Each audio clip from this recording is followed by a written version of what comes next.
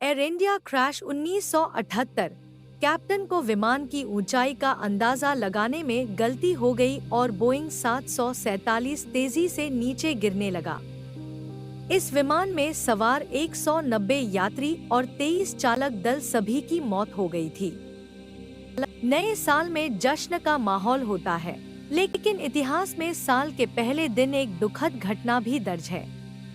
वर्ष 1978 में air India का एक विमान आज ही के दिन 213 यात्रियों के साथ समुद्र में समा गया था।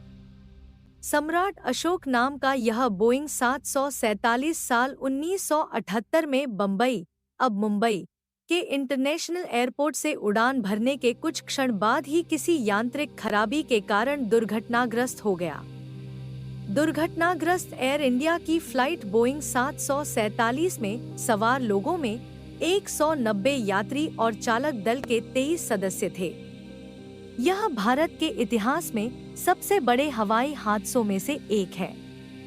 घटना के फौरन बाद यह आशंका जताई गई कि यह किसी साजिश का हिस्सा हो सकता है, लेकिन समुद्र से मिले विमान के मलबे की जांच से यह सिद्ध हो गया कि यह एक हादसा था।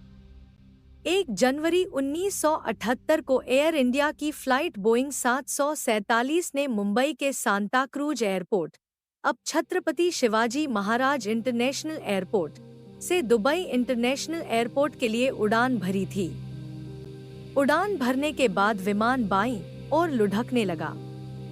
कैप्टन को विमान की ऊंचाई का अंदाजा लगाने में गलती हो गई और बोइंग 747 तेजी से नीचे गिरने लगा। उड़ान भरने के 101 सेकंड बाद ही विमान अरब सागर में जा गिरा। विमान में 190 यात्री और 23 चालक दल के सदस्य सवार थे और सभी की मौत हो गई। एयर इंडिया फ्लाइट 855 एक बोइंग 747-237 बी था, जिसे 1971 में बनाया गया था और इसका नाम सम्राट अशोक रखा गया था। इस विमान के कैप्टन मदन लाल कुकर थे, जो उस समय 51 वर्ष के थे और 1956 में एयर इंडिया में शामिल हुए थे। वहीं 43 साल की इंदु विरमानी उस समय फ्लाइट की फर्स्ट अधिकारी थी।